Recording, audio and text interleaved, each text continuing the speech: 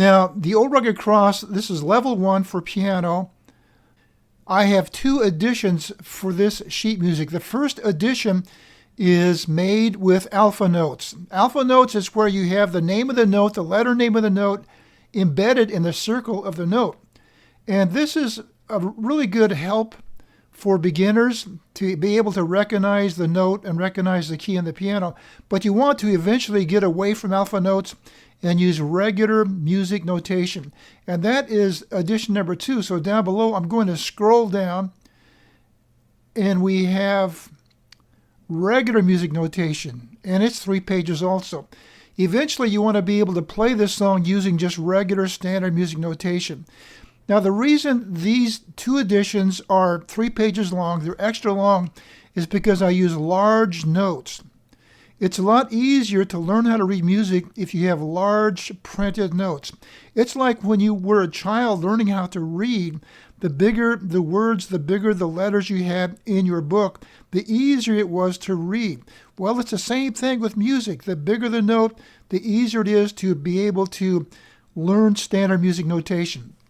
So go ahead and download these, print them up, and we will start the lesson on the Old Rugged Cross. Okay, by now you should have downloaded your music and printed it up so you can follow the lesson. So I'm going to start out with alpha notes, and this is the Old Rugged Cross. Now, one thing about this music is that it has 2 sharps, F sharp and C sharp. That's the key of D major. The key of D major has 2 sharps. So whenever you come to an F, you have to sharp it. For example, when you come to an F, there's F over here. You have to sharp it. You have to go up 1/2 step. When you come to a C, you have to sharp it. So now with the alpha notes, the sharps are written in for you. So it's easy to follow. And like the C sharp here has a C sharp in it right over here. This is level 1, but it's a little bit more difficult than what we had before with Amazing Grace.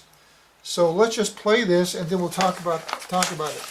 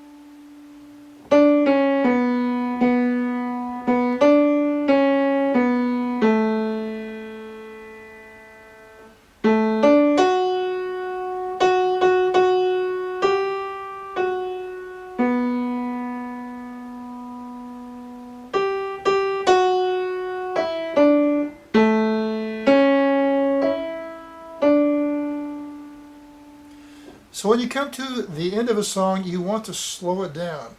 So I try to use more dynamics than I have before. And so when you use dynamics, you want to play it soft, play it a little bit louder, play it slower, play it a little bit faster. So those are your dynamics. So put your own dynamics into this song. I did not put any dynamic markings on this, so just play it freestyle, put your own dynamics on it. So in the bass clef, you need to have your left hand play the bass clef part. So on the first page, everything is on the left hand bass on the first page. And then on the second page, we have a little bit of left hand, but then from there on out, it's all right hand.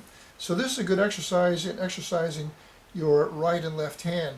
And some of these notes, it's the same key, but if it's in the treble clef, you play with your right hand. For example, down here, this key here, A. In the beginning, we use this note in the left hand. It comes up in the left hand. But then over on the last half of the song, the A comes up, we use our right hand, like that. So now the counting of this song is pretty simple. It's now we have a pickup note here, F sharp to G. And that's the last beat of the measure. It's the third beat of the measure. So the first two beats are not in here.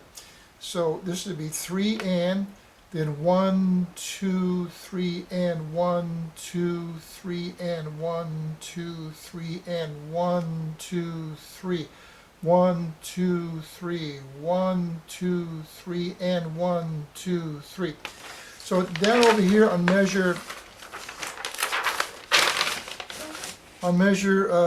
7 and measure 8 we have a tie. So that's a dotted half note, gets 3 counts. This is a half note, gets 2 counts.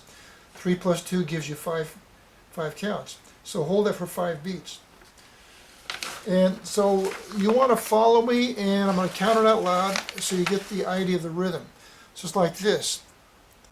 3 and 1, 2, 3 and 1, 2, 3 and 1, 2, 3 and 1, 2, 3, 1, 2, 3, 1, 2, 3 and 1, 2, 3, 1, 2, 3 and 1, 2, 3 and 1, 2, 3 and 1, 2, 3 and 1, 2, 3 and 1, 2, 3, 1, 2, 3 and 1, 2, 3, 1, 2, 3 and 1, 2, 3 and 1,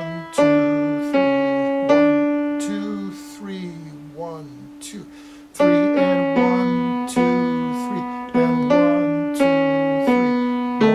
2, 3, 1, 2, 3 and 1, 2, 3 and 1, 2, 3, 1, 2, 3, 1, 2, 3 and 1, 2 and 3,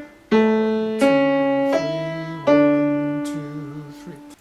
What I did with this sheet music is I taped it together like this. So it's 3 pieces of sheet music taped together. You might want to do that. That way when you have it up on your piano music stand, it's right there as one piece and you don't have to turn pages.